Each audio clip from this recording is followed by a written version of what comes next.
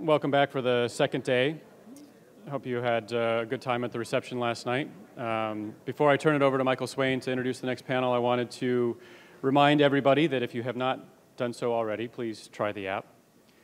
If you don't know your password, the app desk can help you.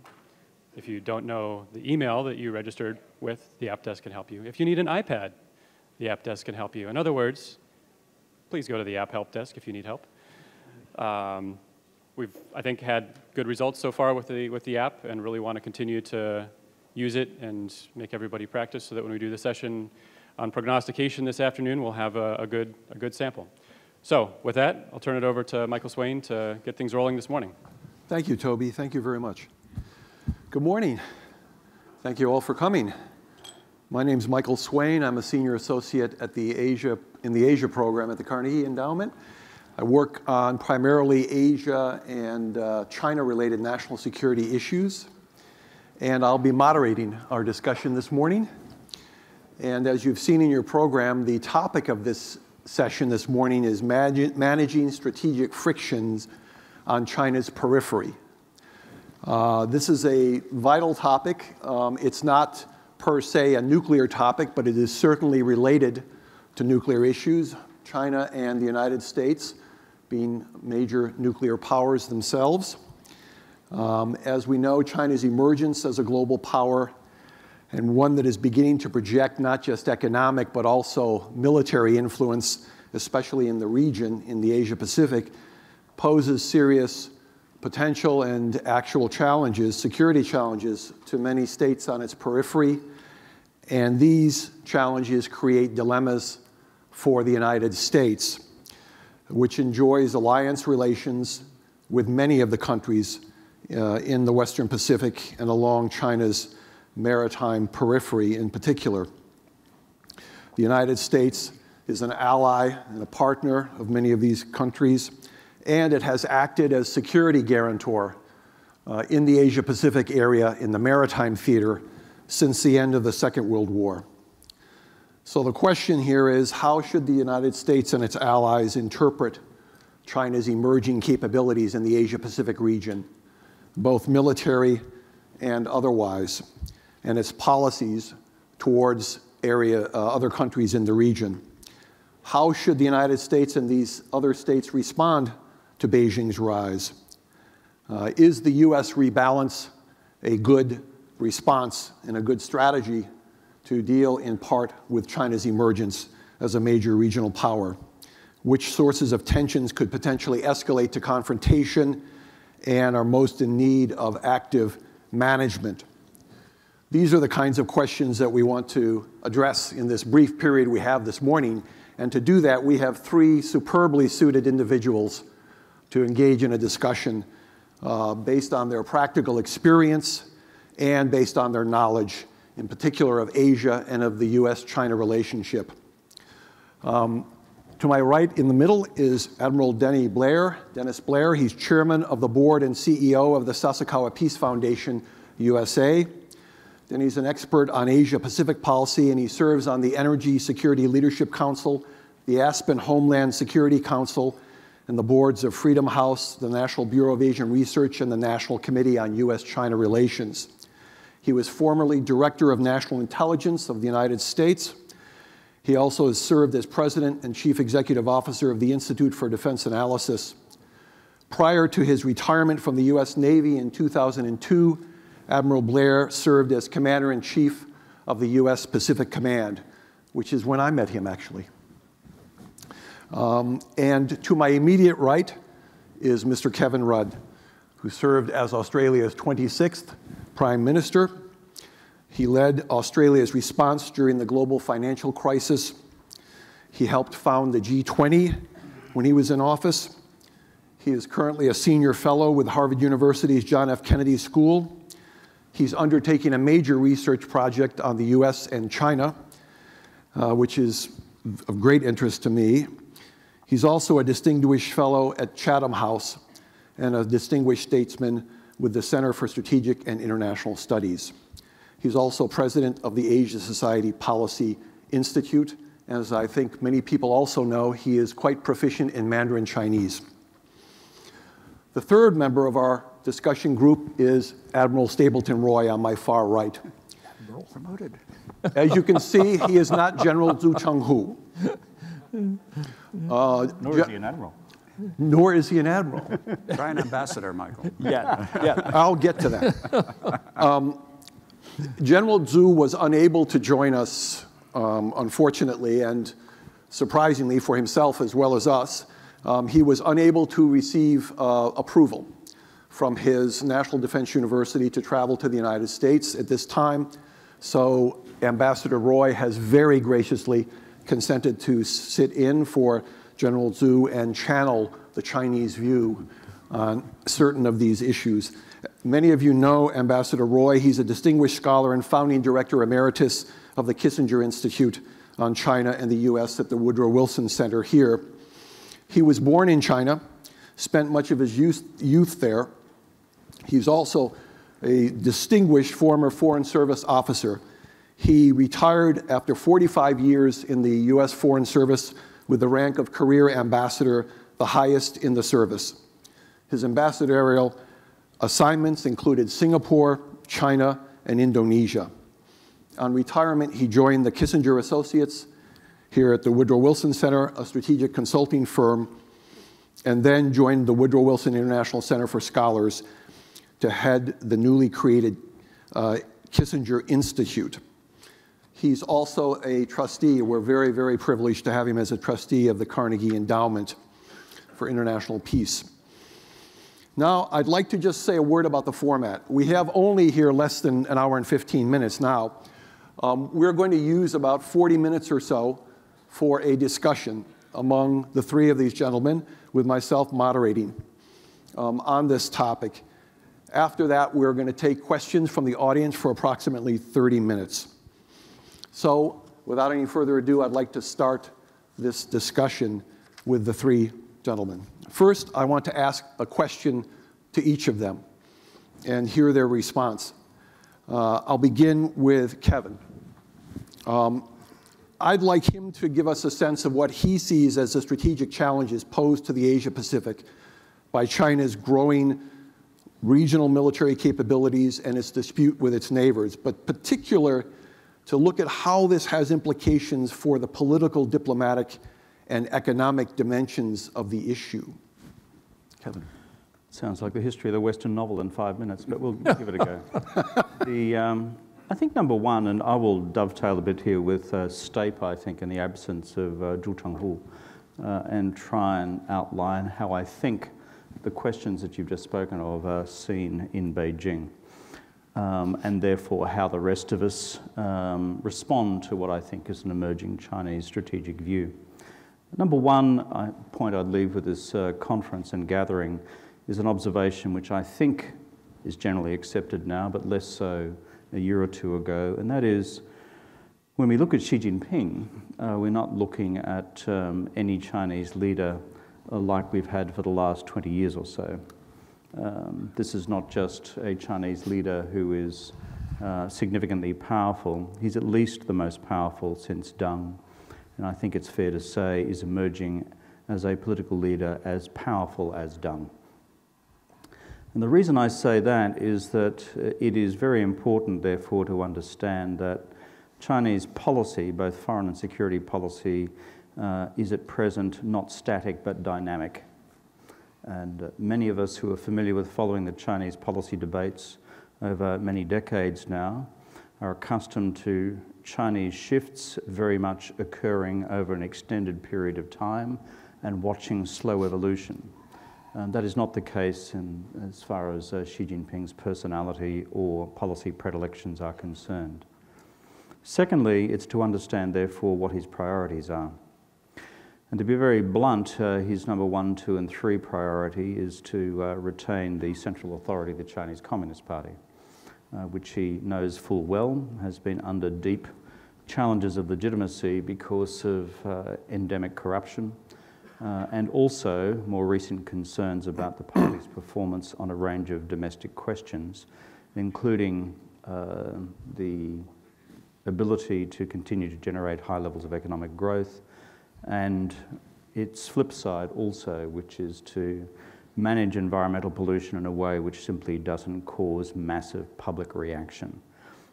And this, by virtue of party opinion poll research, they now know is a huge, pervasive, daily topic of conversation, not just in Beijing, but right across the country. And so when he looks, therefore, at the continued legitimacy and position of the Chinese Communist Party, to which he is personally dedicated, not just as a convenient instrument, but as a vehicle of ideology, he knows there are these challenges to legitimacy, and therefore a huge slice of his energy goes in this direction now. His second priority is this massive task of re-gearing the Chinese economy from its old growth model to its new growth model. You have seen in the public debate the extent to which there are now question marks about the sustainability of Chinese economic growth levels. There are multiple contributing factors for that. But again, if you were to go to the Standing Committee of the Politburo and sit around it, and there's only 7 of them, and we could fit comfortably on this stage, then frankly, the sustaining reasonable levels of economic growth, by which we mean growth levels north of 6, during a time of deep transformation and structural adjustment as they seek to re-engineer China's economic model from the past to the one that they've devised for the future, is a formidable task, and that occupies a huge slice of their time as well. Which brings me to probably the third priority, and that is to do that, they wish to maximise strategic stability from their perspective, because they see this as, quote, a period of strategic opportunity. That is the official term in the Chinese security policy lexicon and economic policy lexicon. And therefore it is one in which China is to further consolidate its economic power. And it's for reasons such as that whatever has happened in China-Japan relations in the last 2 years has, by reason of strategic decision-making in Beijing, been de-escalated. I think folks in Beijing saw this as getting too close to the wire during the events of 2013-14. And as a result, you will now see a whole range of external manifestations of that decision, not least of which is the trilateral with the foreign ministers in Seoul in the last week, and more to come on that score. And just to then flip down through the rest of the region briefly, the South China Sea is more of an open question.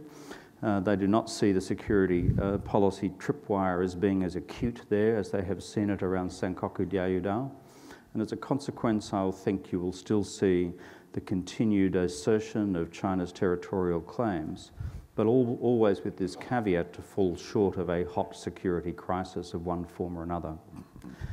My final point in terms of the security policy sort of radar screen, looked at it from China's point of view and not entering the question of Chinese strategic nuclear forces at this stage of our conversation, is that if you flip around the dial, what the Chinese also see is an emerging set of strategic challenges and opportunities with their unresolved land border with India.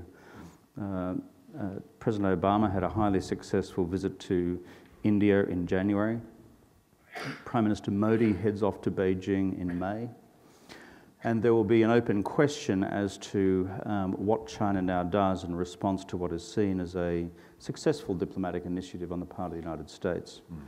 And if I was making a bold projection, which I'm sure will be easily disproven with the passage of time, do not rule out the possibility of a significant move in relation to the resolution of the land border.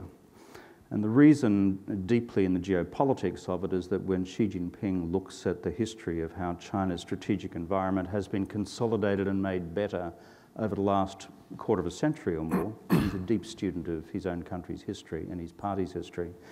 He looks with great admiration at what Deng did with the Russian border, or the then Soviet border, back in 1989, and concludes from that with the resolution of that border, China's security circumstances fundamentally changed. If it was possible to find a landing point with Delhi, I wouldn't rule that out as a possibility, which brings me to conclude on the Russia question. This is more than, I think, simply a temporary relationship of tactical strategic convenience. I think it will be complacent in Washington to conclude that this will not develop into something further. What further, I do not know, and I cannot predict at this stage. But if you were to put down one side of the page the things where common strategic perceptions and interests line up against those on the other side of the page where there are continued deep frictions, I would not necessarily say that the latter continues to outweigh the former. In fact, I see the commonalities for reasons of domestic concerns about colour revolutions through to external concerns about the position of the United States as increasingly aligned before you get on to the commonalities of energy security and energy supply coming out of Russia itself.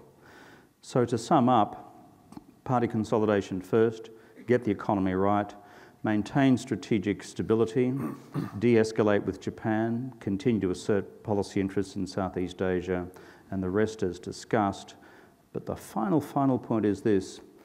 There is, however, I think, a new level of global activism in Chinese foreign policy, and for students of Chinese foreign policy, if you want, I think, the best doctrinal statement of what it's about, it's Xi Jinping's statement to the Foreign Policy Work Conference of the Chinese party and state apparatus at the end of November last year, which is the best encapsulation, I think, of the new activism which underpins the foreign policy assertion of China's interests. But I think the economy first, a growing economy in the region, Chinese economic influence, politics following the economy, foreign policy following politics, and in time, from China's perspective, the security policy interests follow accordingly. I'll leave it there. Thank you, Kevin. Before responding and dealing with some of the points Kevin's made, I'd like to ask Denny if he would basically address the same question. Pardon me. What sort of strategic challenges do you think are emerging in the region as a result of China's growth, focusing in particular on your understanding of the military security dimensions of the issue? Thanks, Michael. I think it's worth remembering that these territorial disputes in East Asia, with the exception of Taiwan, are not really classic irredentist issues. They don't involve lost homelands, large populations. They don't even involve high economic stakes, relatively modest hydrocarbon resources around the islands in the East and South China Seas. Rather, these are matters of national pride, they're indicators of national prestige, and they're issues of political importance within all the countries that are involved. Now, most of these involve islands with few or no inhabitants, and they've been managed three ways over time in East Asia.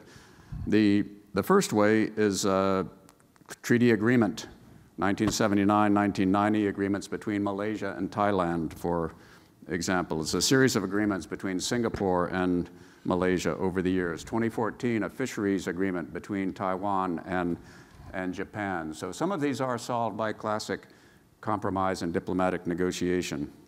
The second way they've been managed over time is a tacit agreement that there will be a diplomatic solution, that military force or more forceful measures simply are not going to be employed, that complaining is about the highest level of aggression that will be seen from either side. Certainly the Kuril Islands, the Northern Territories, are in that category between Japan and Russia. I would say that the same is true of the Dokdo-Takshima dispute between Korea and Japan. The third way in which these disputes have been handled have been by military standoffs. Military preparations strong enough that the country that has physical possession of the island has a good chance of being able to repel military aggression by the other country that claims it, resulting in a lack of incentive or nothing really happening militarily. This has certainly been true of Taiwan for a long, long time, and I'd say it's now true for the Senkaku-Daiwu dispute between China and Japan. It also works for half islands, peninsulas, the Korean peninsula, where the standoff has gone on since the 1950s. So those are sort of the three ways that these territorial disputes have been managed, and that brings us to the South China Sea, in which none of these three ways has really been decided upon yet or worked out by the participants. There's there are tremendous differences on how the current round of disputes in the South China Sea happened after the 2002 agreement to handle them diplomatically. Things turned worse in recent years. If there's questions about who started it, there's certainly no question about who's making the game now. China is responsible for about 80% of the aggressive actions that are being taken in that region these days. It's not using military means, it's rather using administrative declarations, civil organizations such as Coast Guard and fisheries enforcement vessels, even commercial means, oil drilling ships, dredges. The military forces are used very sparingly and in the background, but rather this is being worked out in the gray zone, as the Japanese place it. Now, China has been making the game in this area in the South China Sea. The American response has been quite tentative and weak, and I think it doesn't recognize the important American interests in the region. Should China achieve the full range of its territorial ambitions in the South China Sea, then American, and in fact all seafaring nations' access to the region would be severely restricted and controlled by China, much to the disadvantage of other countries. So, what do we do about this? I would propose that we return to some of the classical ways of handling island disputes, but take a jump step. I would propose that a international conference be convened with the claimant nations, supported by other seafaring nations like the United States, Japan, Australia, and others. China should be invited, and the objective is to work out a rough international solution of claims in the South China Sea, and that this conference be locked behind doors and not let out until they do it. Again, China would not participate, but I think the other countries, based on general precedents and standards, could come up with a set of territorial seas, economic zones, joint development areas, which would be roughly fair to the claims of all concerned. And then I think that the claimant nations themselves should act as if the results of that conference were, in fact, their territorial seas or exclusive economic zones. And the rest of us should recognize the legitimacy of that conference and support the actions that are in accordance with it and oppose those which are not. I think this would return the classical ways of handling disputes like this to the South China Sea, where they're currently dominated by, as I say, these gray zone interactions on individual islands, atolls, administrative claims, appeals to the UN Convention on the Law of the Sea, and it would get us back on a track in which we could put this important area in the category of the other territorial disputes, which I'd say have been fairly well managed within the region. Thank you, Denny. Now turning to Ambassador Roy, I'd like to ask the same question. Looking at the region, what do you see as the major strategic challenges emerging, and particularly addressing the question of your interpretation of how China might look at this? And this, of course, relates to what Kevin has said to a great degree. Thanks, Michael. From an American perspective, to deal with the strategic challenges in Asia and the Pacific, it's important that we also understand how China views the issue. And I'm sure that General Zhu would be delighted if I made a stab at giving you a sense of how China looks at the strategic picture in East Asia and the world. First, the premise. The world is changing. The center of gravity is shifting from west to east in favor of the developing countries, with China in the lead of those developing countries. The global system needs to adjust to reflect these changes. China now has the second largest GDP in the world, or the third largest if you treat the EU as an aggregate economy. Even with a slower growth rate, though, China will soon surpass the GDPs of the US and the EU.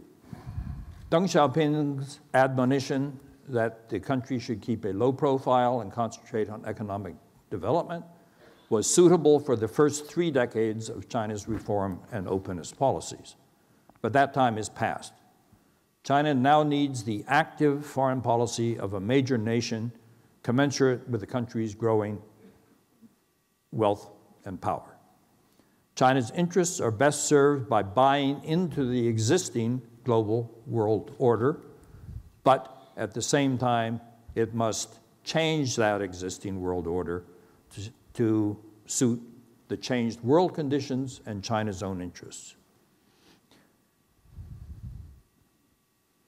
Nevertheless, China's vast population means that national rejuvenation in China will inevitably make China the strongest country in the world with the largest economy.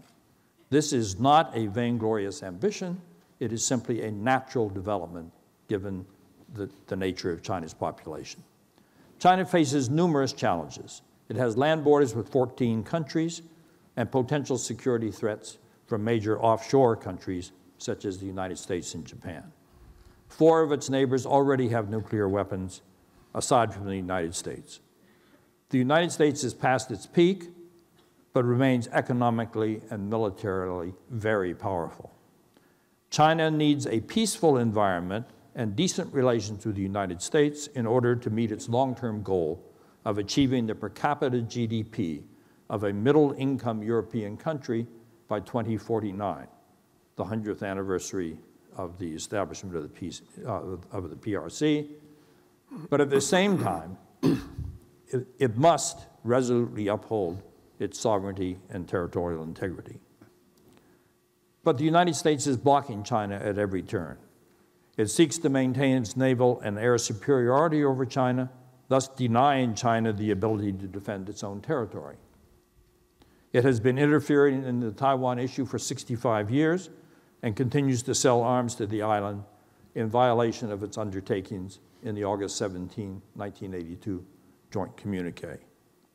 Despite its insincere rhetoric, it opposes China's growing international role and influence. The United States seeks to incite and embolden its Asian allies to confront China while maintaining its own contacts with China.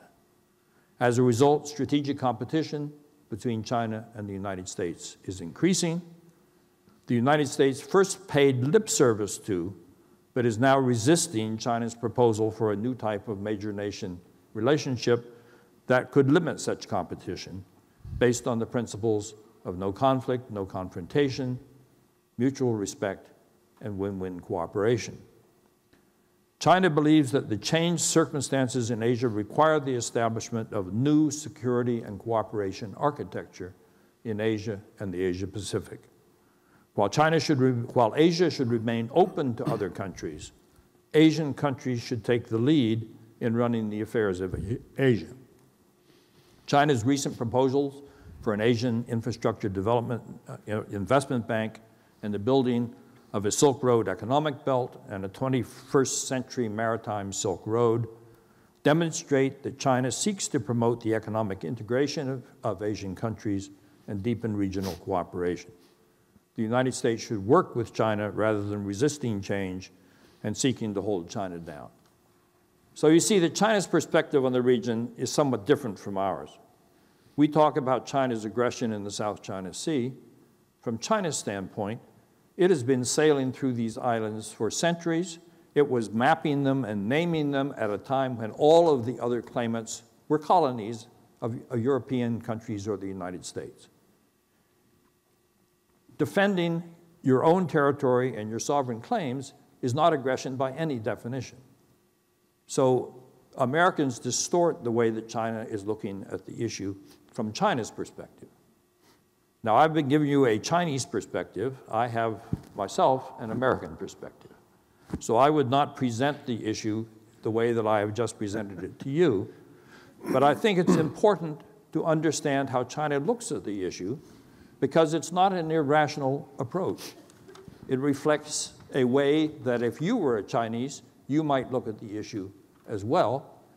And as the Chinese adage goes, Admiral Blair, I'm sure, is well aware of it, if you want to win 100 battles, you need to understand the other side, and you need to understand yourself. So I was attempting to give you a sense of how the other side looks at these issues. Thank you. Thank you, Stape. I think you channeled General Zhu quite well.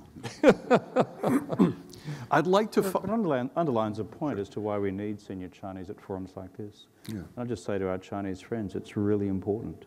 It's really important to have China's voice at gatherings like this. I agree. We hope that will change in the future.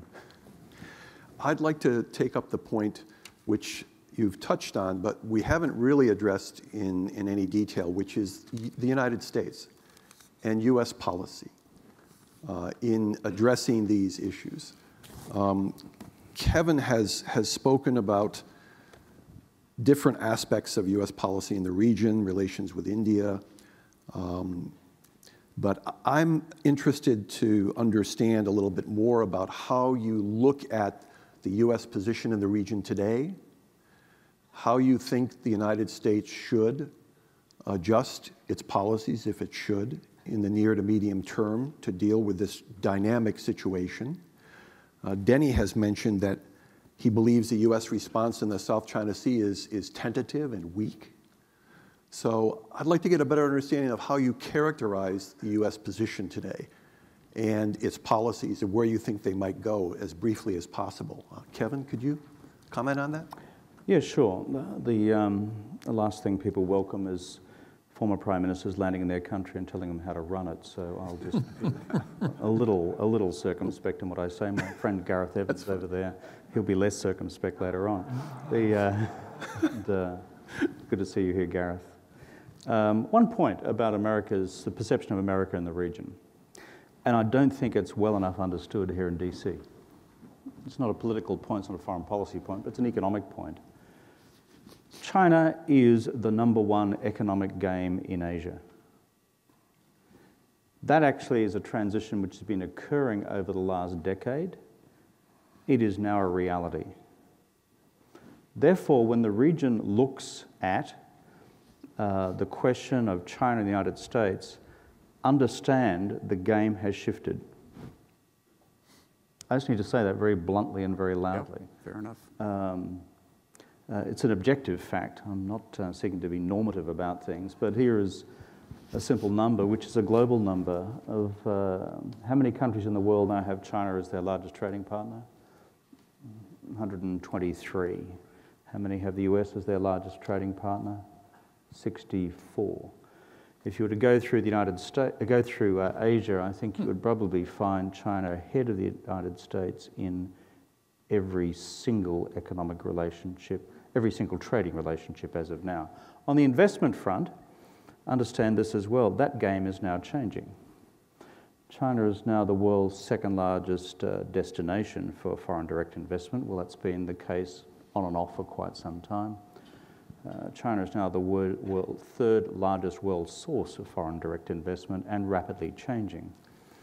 And it's not just private firms at it. If you look at $4 trillion in China's foreign exchange reserves and the fact that these will not permanently remain in US Treasury notes, but they will also be looking for other forms of constructive investment from their perspective in maintaining the value of their reserves, then they're actively through sovereign wealth funds and other mechanisms looking at how to deploy an extraordinary amount of capital, even if it's just a proportion of what I've just described. So I believe the investment game is changing as well. Let me go to a third element, the yuan, the renminbi. There is an assumption in the US that the US dollar is permanently unchallengeable as the reserve currency of the world. I don't think that's the view in China.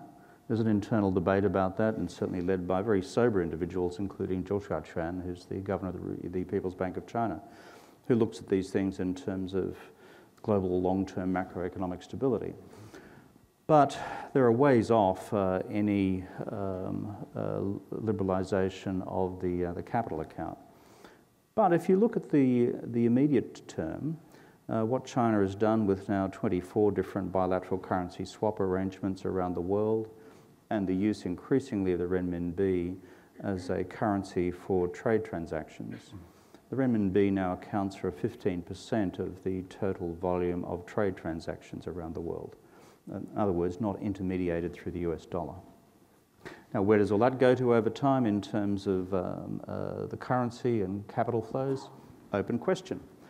But here is my point, is that the economic nature of the game is changing in a very fundamental way. And therefore, this is a big reality in the minds of most governments that I visit in the region. Mind you, I haven't visited mine most recently, but but that's because I came second in the last elections.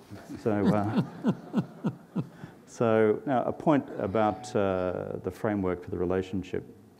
Xi Jinping, I think building on Stape's very good exposition before, is a highly rational individual.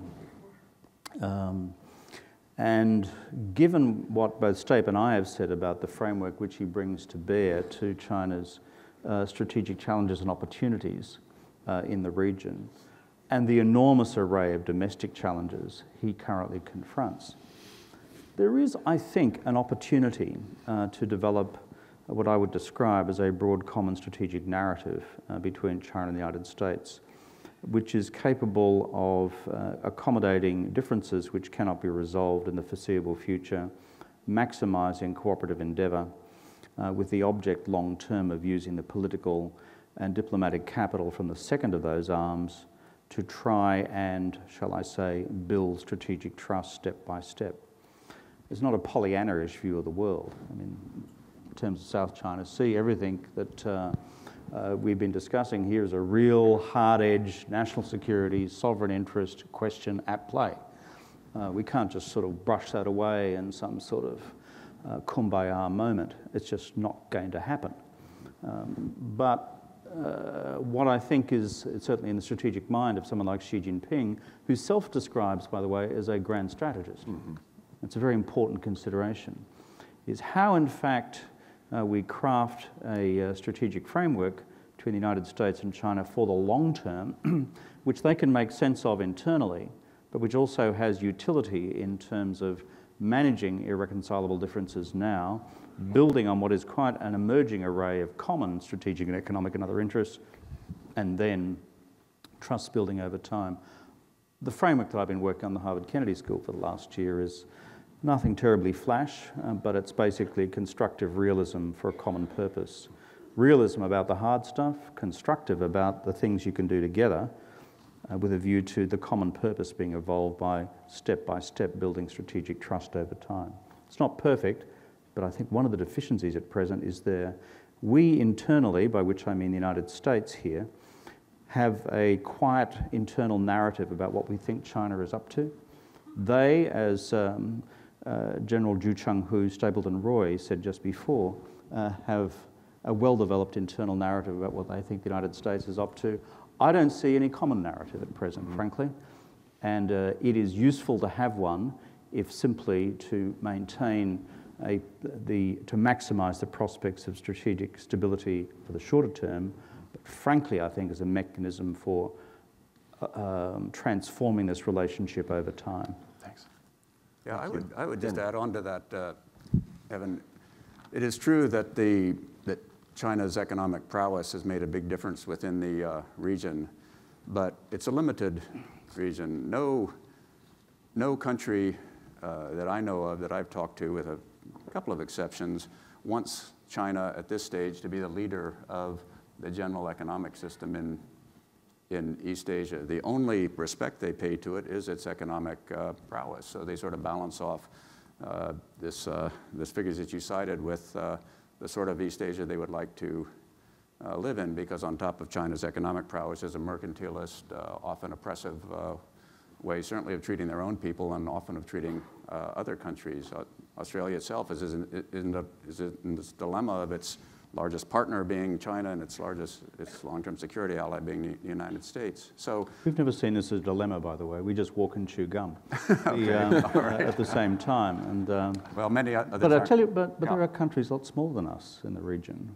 Yeah. All I'm saying is money speaks, and I'm just trying to make a very aggregate point here about how things are shifting.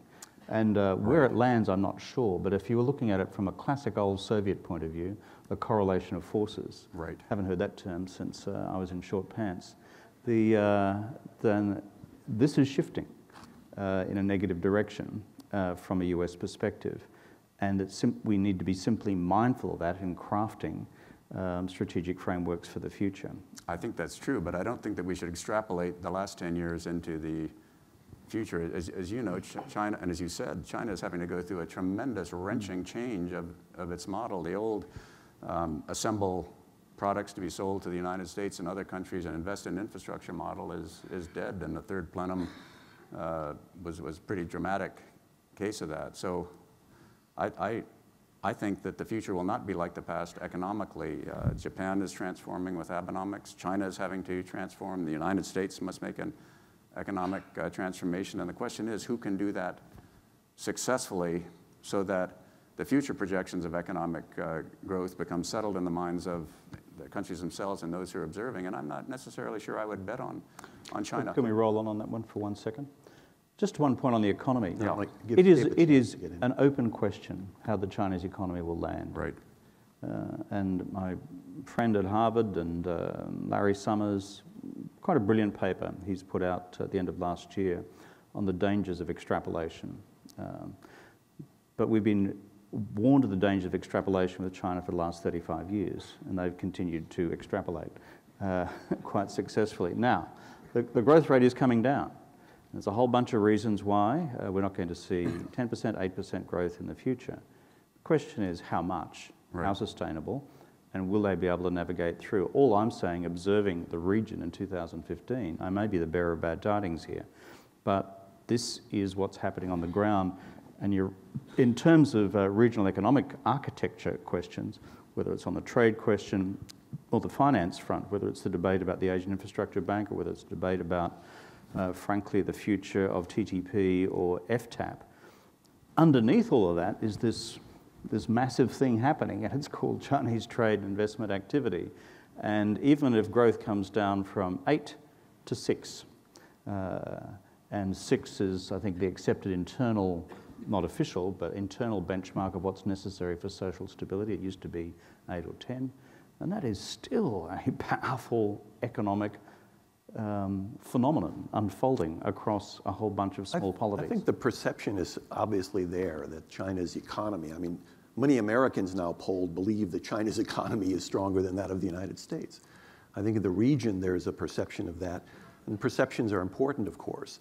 You can't see long range on this, but I think that is an issue that has to be dealt with. And Stape, I'd like to ask you, as you listen to this conversation and you hear, I mean, on the one hand, there is a strong argument to be made that China's economic influence is certainly growing in the region, whereas the United States is still looked at as the primary security guarantor. So there is a potential disjuncture there in terms of levels of influence, types of influence. How do you think the United States is positioned to deal with this issue over the near to medium term and even beyond that? In contrast to some other geographic regions of the world, I actually think that our policy framework for East Asia is pretty good. We're not trying to hold down China. We have over $500 billion in bilateral trade with China. That's not characteristic of a country that you're trying to hold down. I think our problem is that the way the economy, the US economy, which is inherently very strong, cannot generate the public funds necessary to have a balanced approach in East Asia. We talk about the rebalance. The rebalance is universally perceived in East Asia as a military rebalance because within a constrained government budgetary picture, the military is better funded than the other departments of the government. The military will tell you that they're badly constrained themselves, in part because of sequestration. So I'm making a distinction between the strength of our economy and the strength of our public funding for the necessary business of government, which includes the foreign affairs component. Mm-hmm. If you look at our 6 geographic regions in the State Department, the East Asia Pacific region ranks 5th in terms of the development funding available to it. Our biggest project, in a sense, is the Lower Mekong Initiative, and we put several $100 million into that. Japan, with a smaller GDP than the United States, puts more into it. In other words, our rebalance in East Asia is largely a military rebalance, and it's not intended to be. It's intended, and the East Asians tell us that they want us to be more involved in a region where China's economy is so much a driver of growth that China's neighbors, while benefiting from that growth, are concerned about being overwhelmed by China's growing economic So what would you like to capacity. see the United States do that it's not doing to address some of these problems? I think that we need to be better at adjusting to the necessary process of change, not appear to be fighting against it, to be a status quo power that with the world changing around us, we want to maintain the post-World War II institutions and not make the changes. Mm-hmm. Our problem, again, is a domestic one. We can't make the changes because Congress won't approve the necessary changes. How do we address that question? Well, I think our political candidates have to start talking about that. They talk about other issues. They don't talk about how the United States can remain a highly competitive country in a competitive world where China is in danger of eating our lunch. And I think that's the number one challenge to our strategic challenge. It's a domestic, it's a domestic challenge. An important domestic issue. Our Chinese friends are deeply respectful of the power of the United States. Yes. I mean, all of us who have been dealing with this relationship for a long time know that. And Admiral, you'd know that directly. And when you speak to our Chinese interlocutors, and I speak at National Defense University and the Chinese Academy of Military Sciences quite frequently, they are deeply respectful of Uncle Sam's military. Okay? These are deep strategic realists. Okay? And when they look out to mid-century, they still see the United States as this formidable and, in all probability, dominant strategic force in most categories of its kit, equipment, and capabilities. And if I was looking at this from an American point of view, on the economy question, and frankly the demography and economy question, there are huge grounds for American optimism. Number one, your population's growing and it's young. If you take this broader entity called NAFTA into a future lens and look at it by mid-century, you're looking at an entity of an integrated economy of 600 million people. That is big. Demography is working in China in the reverse direction. China's population will peak around about 2026, by the time we get to mid-century, down to 1.2, and worst-case scenario planning, down to about 1 billion or just under. Assuming that the American economy continues to fire based on its enormous strengths in terms of innovation and the rest, then frankly, what I find in China when I talk about what has been a fashionable thesis in Beijing, and I think quite a dangerous one in recent years, has been that the US is in irreversible structural decline, is that there's now a deep reappraisal of that. Partly through your economic recovery, but I think partly also because of the deep students of American history who are alive in Chinese think tanks and in the official community. So what I would say is, frankly, in the aggregate, it's a hugely positive position for the United States to be in. So given China's perception, I think, and Xi Jinping's perception of continued US power, frankly, notwithstanding what I've just said about the economy and how US economic power is seen within Asia, there is an opportunity, frankly, for these two elephants in the living room to work out, as I said before, a common strategic narrative, which is not one which concedes fundamental US and allied interests, but one which does find a way through. And I think that simply requires diplomatic imagination. Well, if that's Michael, we have to mention in this connection the TransPacific Partnership. Sure. Because how the United States will be perceived in East Asia heavily depends on whether or not we are successful in pushing through that agreement to final conclusion. And that's, again, a domestic issue, isn't it? It's a domestic issue, but at the same time, it does represent a very important non-military component in our rebalancing strategy in East Asia. Mm-hmm.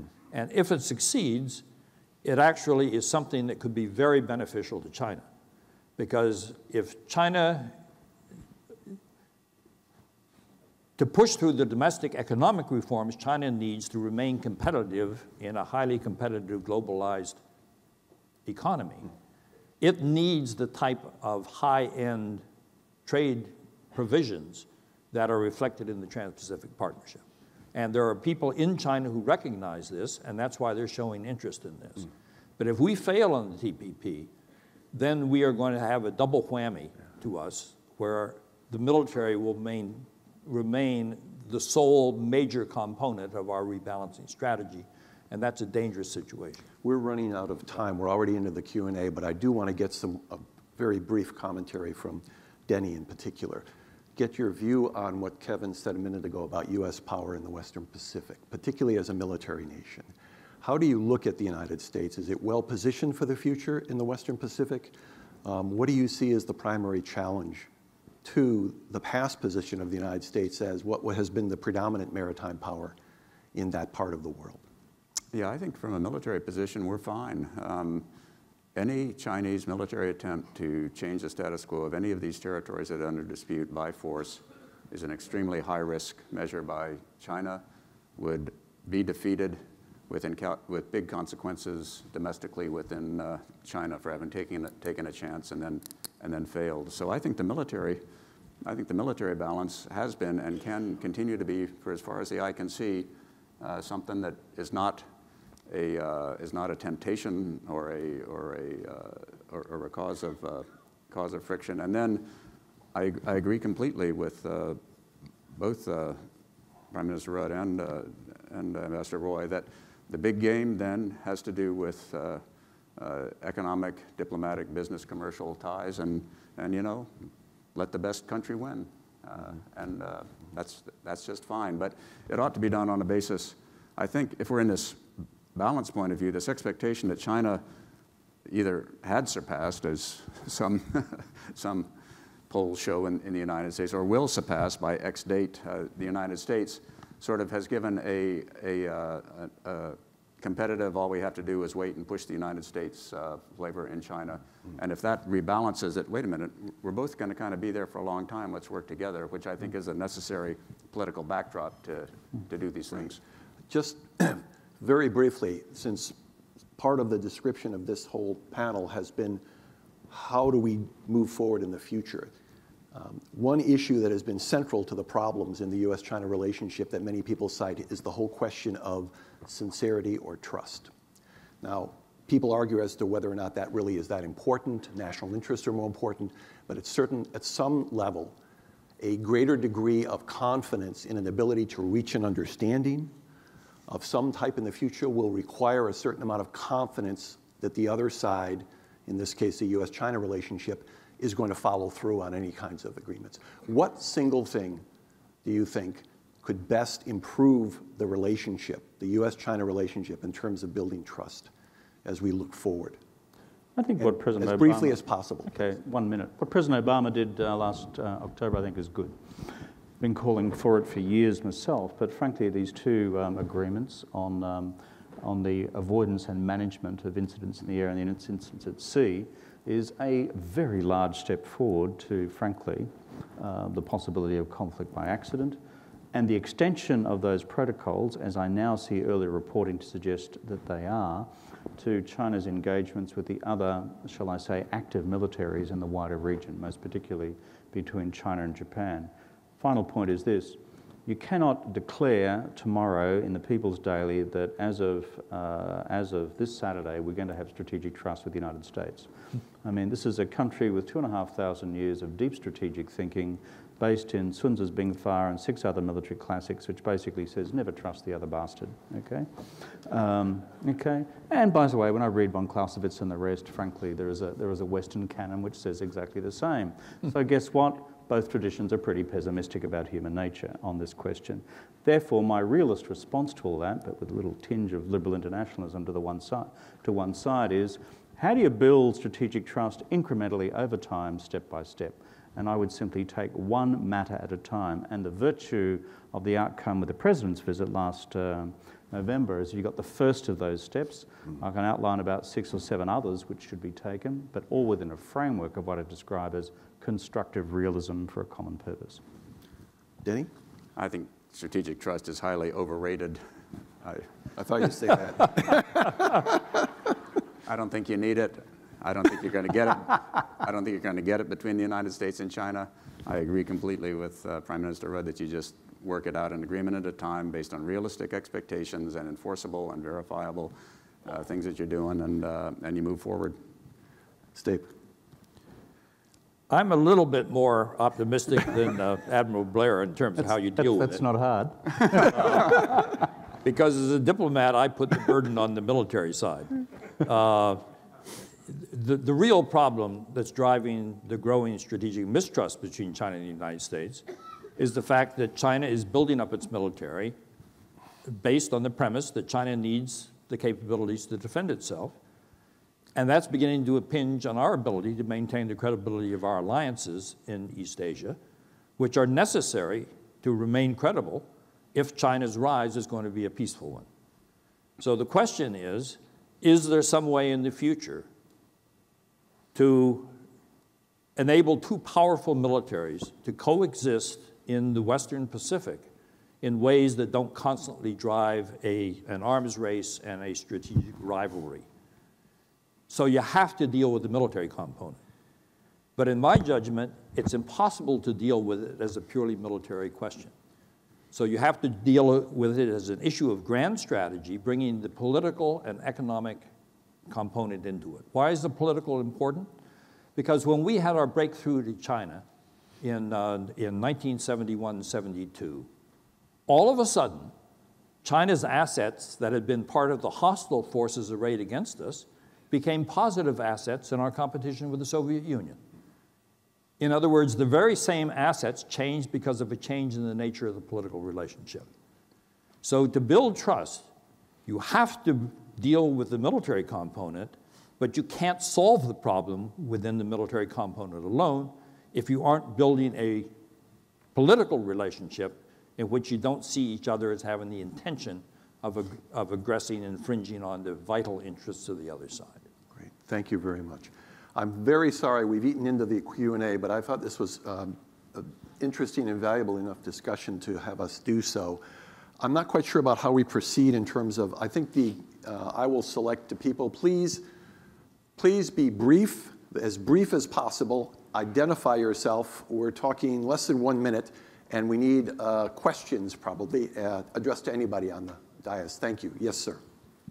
I'm Gareth Evans from Australia. At the risk of being as uncircumspect as my compatriot painted me, let me just ask our American colleagues, don't we need a mindset change in relation to China, not just about the imminence of Chinese economic primacy, as has been the concentration so far, but also the reality that America's strategic superiority is simply not going to be indefinitely sustainable? How long will it be before we hear any American leader saying in a presidential election campaign what I heard Bill Clinton say at a private function 15 years ago, just after he left the presidency? Namely, America has two choices about the way in which we exercise our huge economic and military power. Choice number one is seek to use it to remain top dog on the global bloc in perpetuity. Choice number two is to use that enormous economic and military power to create a world in which we'll be comfortable living when we are no longer top dog on the global bloc.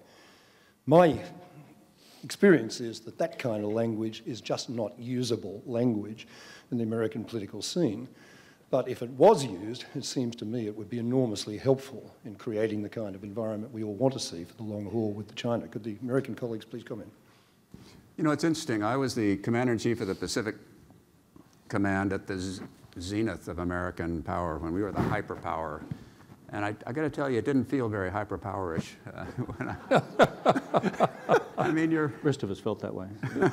So you got problems, you got things you got to work, you've got to find your friends, you've got to try to. I mean, it's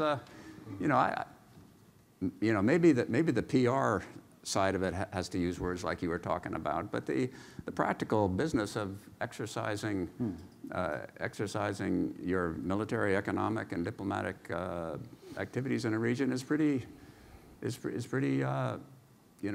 day-to-day deal with lots of country stuff. So maybe it's a case of presentation, but I think the United States is not the way it was in 1990. It's not the way it was in 2000. It is adjusting to the fact that our relative power is diminishing, even as our absolute power is probably increasing, and that's happening by the force of events. So whether we actually ever put a political tag on it, you politicians know that that's not exactly a winning formula. We're number two, or we're tied for number two. That's kind of, I guess, but the reality of how you work is pretty cooperative and not very not very imperial in my experience. Thank you. I want to try and get as many questions in as possible. Yes, sir. Thank you very much. Tong Zhao from Carnegie Tsinghua Center of Global Policy. Just recently, the commander of U.S. 7th Fleet, Vice Admiral Thomas, proposed this new initiative of joint multinational sea patrols led by ASEAN nations and to be supported by the U.S. 7th Fleet in South China Sea, which was obviously not well received in Beijing because it obviously excludes China from this proposed joint regional endeavor. So I was wondering, as the most recent example of, I guess, U.S. rebalance to Asia, how do you think U.S. should manage its signal sending to China that can avoid a Chinese misunderstanding of U.S. strategic intentions? Thank you.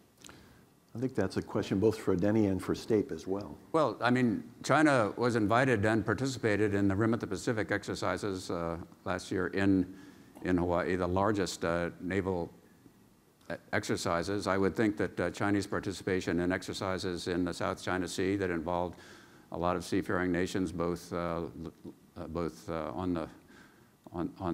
the South China Sea and elsewhere, would be a good idea. I think it matters as to what it is you're exercising when you're there. This ought to be concentrated on missions that you're liable to do together, whether they be response to the many disasters in the region, peacekeeping exercises, working against piracy the way we are in the Gulf of Aden, patrolling the seas so that they're used for lawful purposes and not used for unlawful purposes. And I think all that is to the good, and no matter where you do it, Guam, South China Sea, East China Sea, or in Hawaii. I'll just briefly add, the U.S. approach in the South China Sea essentially rests on freedom of navigation, rule of law, and non-use of force. Secretaries of Defense have specifically outlined this type of an approach. Rule of law ought to be really pushed by the United States as the core of our approach, because it will ensure freedom of navigation. And China is not opposed to rule of law. You can find statements on their side in which they wish to have a rule of law-based approach to the South China Sea. The trouble is there's some domestic disputes in China over whether or not that's appropriate if China has more expansive claims. If you take this approach, you can have various military patrols in the area which are compatible with the commitment of all of the countries in the Declaration on the Conduct of Parties in the South China Sea that they all signed in 2002, to not use force to resolve problems through peaceful means. If that's the case, naval forces can operate in the region without threatening anybody else. But they can also serve as the deterrent to countries that might want to use force to settle these problems. So there is a framework within which one can deal with this, but it involves things such as negotiating a code of conduct in the South China Sea, which all of the countries, including China, are committed to, but they haven't yet brought to fruition. Thanks, Dave. Will. Will Norris from the Carnegie Endowment. Being that this is a conference on nuclear weapons, I wanted to inject a little bit of nuclear thinking into this particular panel. I wanted to hear your thoughts on what is, I think, a very low probability event, but significant nonetheless were it to occur. If you could tell us your reflections a little bit about where the most likely points of conventional conflict between the United States and China lie over the next decade or 15 years. And then within those conventional conflicts, what you see as the most likely potential pathways to a nuclear escalation. again, I think. Well, I think that you can. I think the chances of nuclear exchanges between the United States and China are somewhere between 0 and 0. I just I don't see I don't see the either the ideological reasons which underlay a large part of the Cold War, the theoretical considerations on both sides, or the geopolitical issues in the region getting to the level that either country is willing to risk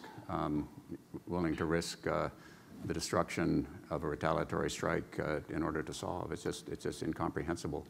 I would say that some of the same rationale, thankfully, is bleeding over into the cyber level, where the where the damage of wide-scale civil attacks against cyber using cyber are equally, if not equally destructive. And I would hope that would also go into the space regime as well, where there could be a lot of damage to everybody if war escalated to that.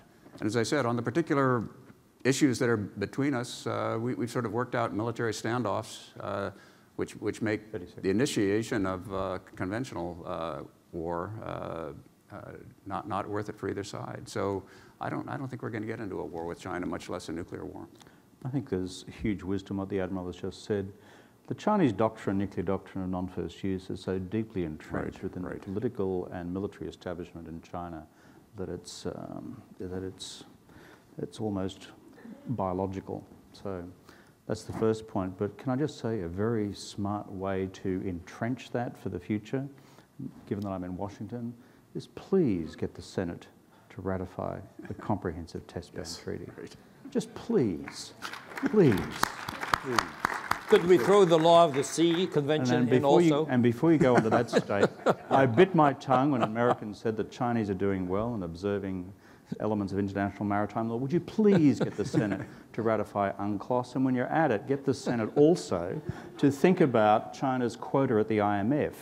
Because if you're worried about the emergence of an Asian infrastructure investment bank, this is in part a Chinese geopolitical reaction to the door being slammed in China's face over expanded mandates or expanded quotas both at the bank and the fund. And so please, just fix that. Done. And I'm sick and tired, as an American ally, I'm sick and tired of going to Capitol Hill and Americans say, well, Kevin, you know that's just not going to happen. Yeah. Well, you might have been able to say that once, but the rest of us, as your allies and friends of the region, saying, guys, it can't just be that way for reasons of US domestic politics. These are big questions affecting all of us. Amen. Michael, let me just throw in one point. We very briefly. We did not get into direct conflict with the Soviet Union during the Cold War, in part because neither side knew how to manage escalation. The same constraints will apply to us and China in terms of direct conflict. The danger is proxy conflicts, where they back a party that is attacking somebody else, we support the other side. Proxy wars took place throughout the Cold War, and there's a danger of proxy wars taking place in East Asia. My apologies to both people on the groups of people on the wings with the lights here. I was not as aware I should be. Sir, over there, and then I'll go over here. But we're fast running out of time. You'll have to be very brief, please. Okay.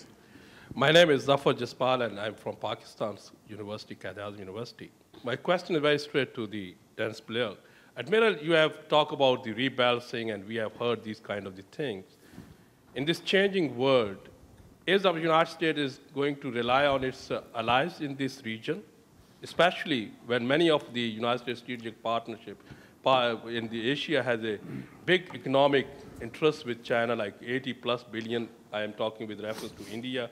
And when the President Obama was visiting India, they didn't show Agni 5. In such a situation, how you understand your allies' potential to multiply your potential in order to balance? I think we've been working with our allies and partners pretty skillfully in East Asia over the years, and I expect that to continue. And from the allies and partners' point of view themselves, I think Prime Minister Rudd's idea that they can walk and chew gum at the same time is a pretty good one. So I think we can do it. I'm afraid this is the last question. Over here, please. Okay, just kind of from the Chinese perspective, you know, when you see... Can you identify yourself, please? Sorry, my name is Mohammed Omar, National Defense University, Islamabad.